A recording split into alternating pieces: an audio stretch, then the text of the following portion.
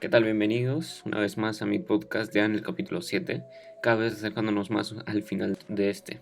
El día de hoy vamos a hablar un poco sobre el telescopio Hubble, más específico sobre su creador, y ver un poco de su historia y cómo este llegó a crear este invento que revolucionó la historia espacial.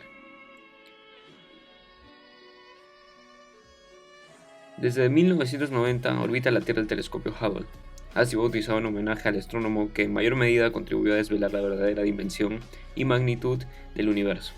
El estadounidense Edwin Hubble, nacido en el año 1889 y el cual falleció en el año 1953, fue un trabajador infatigable, refinado y famoso dentro y fuera de los círculos científicos. Hubble traspasó las fronteras conocidas de nuestra galaxia, la Vía Láctea.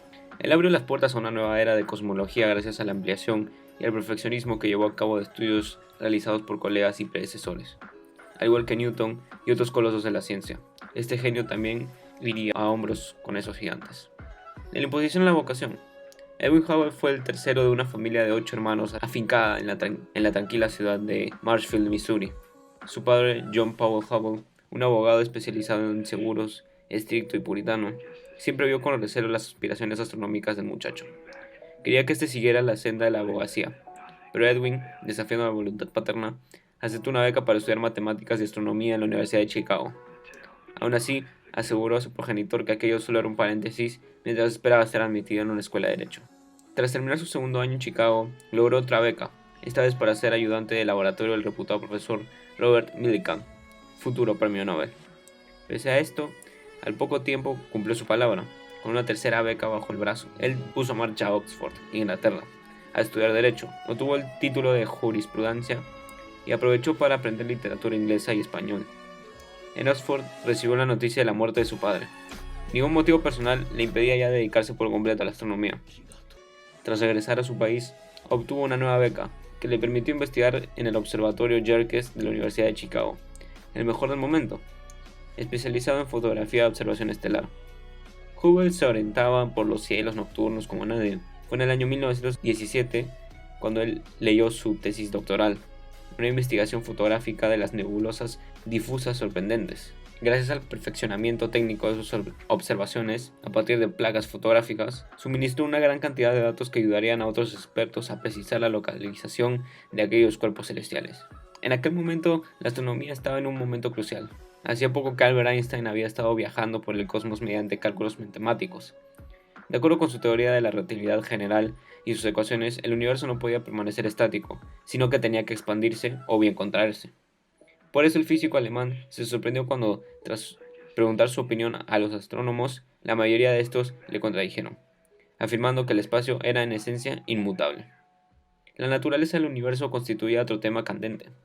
Parte de la comunidad astronómica, encabezada por el holandés Jacob Cornelius Kapteyn, postulaba la existencia de una única galaxia aplanada, nuestra Vía Láctea, con el Sol en su centro. El telescopio Hooker fue determinante en las investigaciones de Hubble.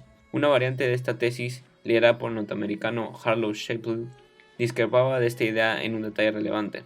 Consideraba que el Sol no era el centro de la Vía Láctea. Poco antes de la Primera Guerra Mundial, Shapley había ideado un sistema para medir a qué distancia se hallaban unos cúmulos globulares, conjuntos esféricos compuestos de miriadas de estrellas. Descubrió que no se ubicaban alrededor del Sol, a una región distante de nuestra galaxia, en dirección a la constelación de Sagitario. Por ello, supuso que la zona en la que orbitaban estos cuerpos era, en realidad, el verdadero centro de nuestra galaxia. El Sol no podía ser el ombligo del sistema galáctico, sino una estrella alejada de aquel. En el lado opuesto de la balanza se posicionaron los astrónomos del Observatorio Lick, en la cima del monte Hamilton de California. Defendían la teoría de un universo compuesto no por una, sino por incontables galaxias, dispersas por lo que el poeta John Milton había denominado el salvaje abismo. ¿Qué hipótesis era la correcta? La respuesta a este enigma tendría varios padres. A mediados del siglo XIX, el filósofo Augusto Comte había detenido a pensar cómo ejemplificar el conocimiento inalcanzable, y concluyó que la composición de las estrellas era el mejor exponente. Pero, a los 3 años de su muerte, los físicos le llevaron la contraria. Descubrieron que podían averiguar la constitución química de las estrellas, así como de los planetas, analizando sus líneas espectrales, la distribución de las frecuencias de luz emitida mediante un espectrógrafo. Probaron que las galaxias no se alejaban a una velocidad proporcional a la distancia que nos separa de ellas. Medio siglo después, el astrónomo norteamericano Besto Melvin Sleeper, disponía del mejor aparato de este tipo, construido hasta entonces, en 1912, desde el Observatorio Lowell de Flagstaff, en Arizona. Analizó la espectrografía de distintas nebulosas. El resultado fue asombroso. Las líneas espectrales de las nebulosas estaban desviadas hacia el color rojo.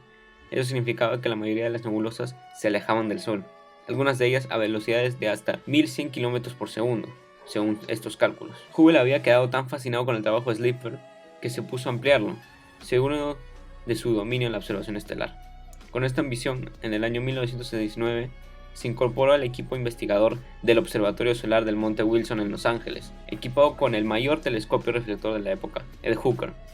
Tras años de meticulosas observaciones, en el año 1924 obtuvo dos excelentes placas fotográficas de una nebulosa espiral que los astrónomos habían ubicado en la constelación Andrómeda, la M31. Pero Hubble, empleando las técnicas de Shapley para medir distancias, descubrió que en realidad la M31 se hallaba a 1.000.000 de años luz de la Tierra. Obviamente estaba fuera de los límites de la Vía Láctea, por lo que se trataba de otra galaxia. Una de las grandes incógnitas astronómicas había sido desvelada. Aquella fue la primera gran contribución de Hubble a la astronomía. La segunda surgió de su amistosa colaboración con Milton Humason. Este astrónomo empezó a trabajar en el observatorio del Monte Wilson como mulero, transportando las piezas del telescopio a la cima del monte. Sin información académica, pero inteligente y habilidoso, con los años se reveló como un magistral técnico en espectrografía, incluso superior a Hubble. Juntos pasaron años manipulando el telescopio, hasta que, al fin, en 1929 comprobaron que el espectro lumínico, el abanico de las frecuencias electromagnéticas de la luz, de casi todas las galaxias estaba desplazando hacia el rojo. Por lo que más les llamó la atención fue cuánto más alejada de la Tierra estaba una galaxia, mayor era su velocidad de recesión. Así lo indicaba la mayor cercanía de sus líneas espectrales al rojo. Hubble y Humason probaron que las galaxias se alejan de nosotros a una velocidad proporcional a la distancia que nos separa de ellas. Es la ley de Hubble-Lemaître, la que dio la razón a Einstein, al demostrar que el universo se expande. 2 años antes de que Hubble expusiera su teoría, otro astrónomo, el sacerdote belga Georges Lemaitre, había llegado a la misma conclusión, aunque únicamente en el ámbito teórico. Cuando su tesis, publicada en francés en 1927, se tradujo al inglés en 1931, Lemaitre decidió omitir los párrafos dedicados a la expansión del universo, quizás porque para entonces ya estaban desfasados. Hubble murió en 1953. El telescopio espacial que lleva su nombre, además de confirmar el ensanchamiento cósmico, ha revelado que la expansión se está acelerando. Una misteriosa fuerza, la llamada energía oscura, es la responsable de esta. Bueno, interesante, ¿no? Hemos conocido un poco sobre la vida de Edwin Hubble, alguien bastante importante, incluso el cual estaba a la altura de personas como Albert Einstein. Personalmente yo no lo conocía antes de hacer este trabajo, así que pienso que es una buena forma de conocerlo. Una persona bastante inteligente, la cual consiguió cambiar el mundo espacial. Muchas gracias y los espero en los siguientes episodios.